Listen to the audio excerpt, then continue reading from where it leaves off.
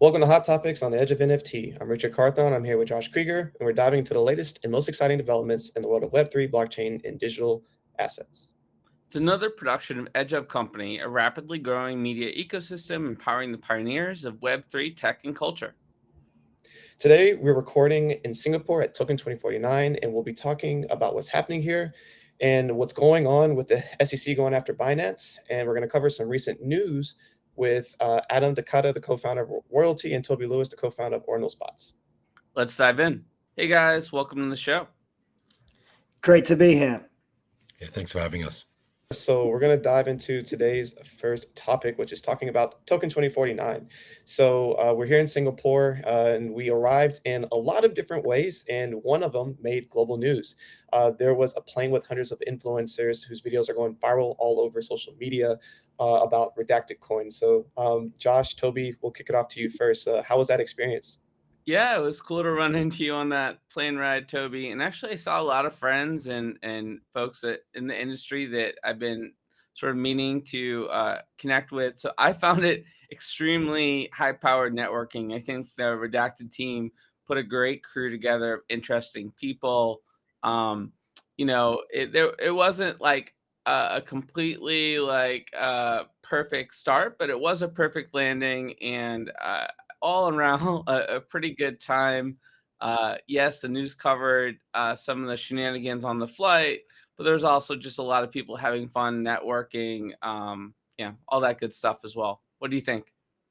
Yeah, no, it was really a truly incredible experience. I mean, it's not every day that you run into people who charter a entire jet for transporting people to an event. But so I thought it was actually one of the most impressive events I've been to in terms of the caliber of the people, and like you say, Josh, probably the news didn't reflect what was actually in general quite civilized, but clearly people were drinking a lot. But yeah, it's queued off to Redacted. I think it's probably suddenly seems like we're getting into more bull run territory in terms of behavior.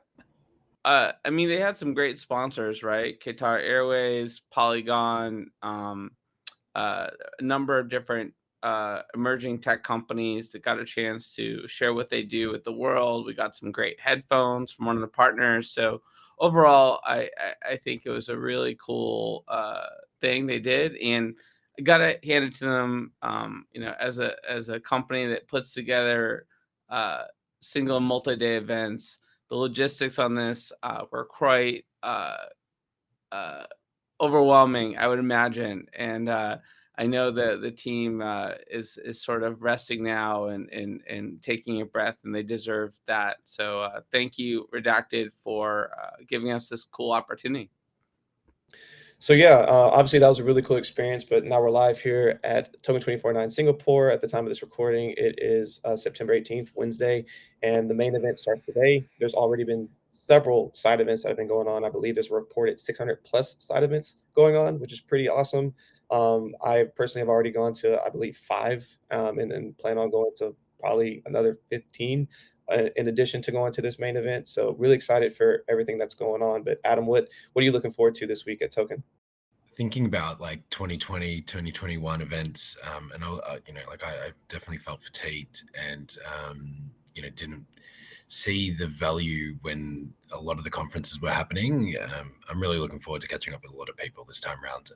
There's tons of events, as you said. There's 600 plus. I like the fact that I'll sort of see what Toby and Brian are up to, and receiving a Telegram message at some point saying, "Hey, come here," being able to be free enough to be able to do it. So nothing truly specific, but outside of the conference.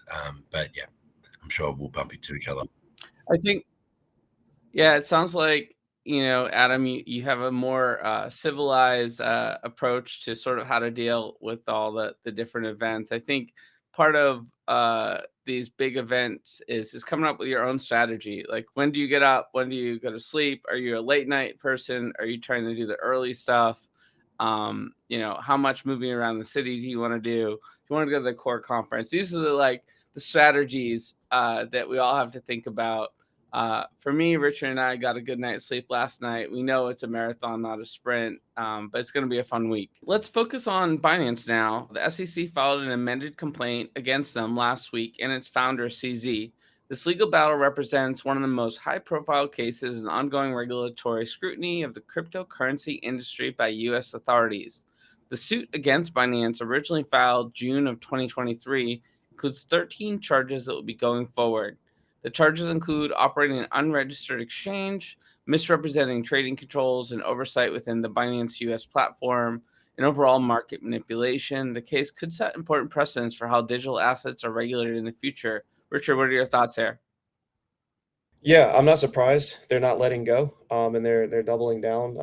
I think one of the main things that will be focused on here and needs to be addressed is the market manipulation piece. There's a complaint against Sigma Chain, which is an entity owned by CZ, with engaging with manipulative trading that artificially inflated the platform's trading value, which obviously isn't great and shouldn't be able to do. And learning from what happened with FTX, we don't need to have any implications that doing anything like any nefarious activities are acceptable. So I think they're going to double down and make sure that other exchanges are cleaning up their act and aren't doing nefarious actions like that. Toby, Adam, do you have any thoughts on this? Yeah, like I think the sort of general landscape has been quite crazy. Like we've had suits against OpenSea, Uniswap, Binance has been continuously in the courts. I think there's a degree where it can feel a bit unfair, the amount of activity against the various different crypto companies. I'm sort of in terms of like after the 2008 financial crash, I think like no bankers actually went to jail, which is kind of crazy in retrospect. So in some ways you kind of feel that crypto's had a bit of a hard time. But obviously, as you say, Richard, like unfair anti-consumer activity, that there's a good thing that everyone in crypto and digital assets are very focused on how on appropriate behavior. So that's a good thing from this. Yeah, I think, keeping people honest and having a clear understanding of what is acceptable or not, especially when coming to the US, is super important. Yeah, my perspective is pretty simple, though. It's nothing we can control, and, we'll ever truly know, even though there will be court documents and the likes. I just look forward to the day that Binance starts to list runes and dog to the moon all the way. Yeah, they'll have to they'll have to see what sort of capacity they have for R&D after this is all over. The part of the complaint is that Binance made over $11 billion on their Binance US product during this time, during CZ's involvement. So I think that's an indication, from the SEC that a lot of this comes down to the sort of significance of the revenue of the company relative to the allegations. So it'll be interesting to see what kind of budget they have for listing new tokens in the Runes ecosystem. But I'm optimistic for you, Adam, that your wishes can come true there.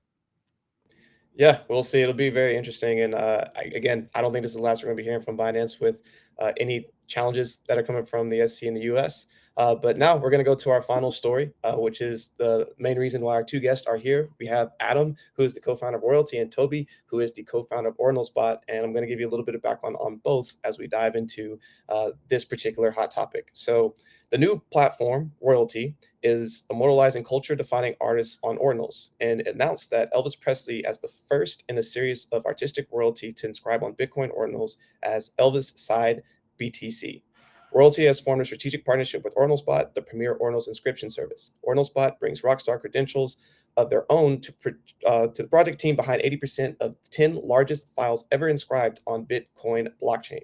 Ordinals Bot has a user base of over 300,000 and raised $3 million at a seed round. So Ordinals Bot has launched a parent-child inscriptions feature on the Runes launchpad, and it took to the sky. So now we want to talk about this, especially because you did this on the redacted flight to Token 2049 Singapore, which Toby, you spoke on a little bit. So, you could have worked with anyone, but you decided to select Elvis. Can you just tell us a little bit more about that decision, Adam? Yeah, we've been fortunate over the last 5 or so years to, advise and deliver projects for some of the largest brands within Web2, from Linktree to the Australian Open and the Artball project, which is super special in terms of what it's set in terms of benchmarks of deliverables. And I think when we consider royalty and what we're building and the network that we have as a team collectively, Elvis is one of the biggest artists of all time. It's truly generational in many ways. And yeah, for us, it's the sort of precedent we want to set in terms of the quality of what we define as icons moving forward. Please tell us a little bit more about this generative art that is inspired by Joe Petrucci's original piece, Side B. It sounds really interesting. Yeah, so Joe's been working with the Elvis estate for many years, and it's great to be able to partner with him on one of his projects, which was called Side B. For us, it was quite fitting, actually, and came later down the piece around Side B is the project title, but Side BTC makes a lot of sense, and it's very fitting. Yeah, so from our side, generative art will always play a large part in terms of how we approach digital assets. And here with Elvis and his 1968 comeback special, there's 26 songs. Each song has a scale and a key, and we've been able to then different ways that these data points talk to each other to create what we call a color theory. So there's a lot more detail about each and every part of this, and you can head to royalty.ordinalsbot.com to see more of this.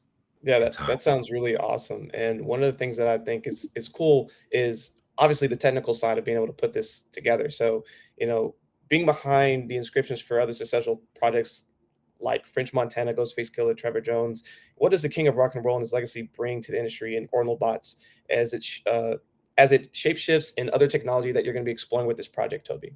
Okay, so effectively putting the king on Bitcoin, I think is a great privilege, and we're making it easy for anyone to do that with a credit card or pay with Bitcoin, and I think this is going to be a truly one of kind collection, and like you say, I think it will be up there with Ghostface Killer or Runestone or Audi or some of the biggest sort of multi-billion huge projects. And I think what Adam and the royalty team are doing is truly visionary, and I think this is very early days in Bitcoin collectibles.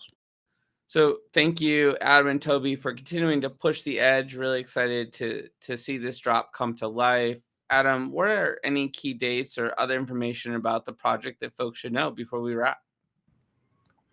Yeah, we're a few weeks away from updating the color theory and releasing it. But as I'm pretty pumped for it to come out. The ideal timing will be around London Underground, which in middle of October, so the 17th. But again, I don't know if I'm dropping some alpha or not there, so don't quote me. All right. Well, stay tuned, guys. You heard it here. Elvis is coming to the blockchain.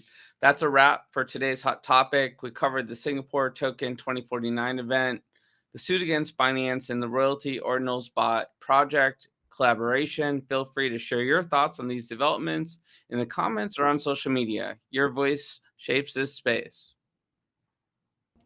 Stay curious, stay secure, and keep pushing Web3 boundaries. This is Richard and Josh signing off from the Edge of NFT. Catch you on the flip side of the blockchain.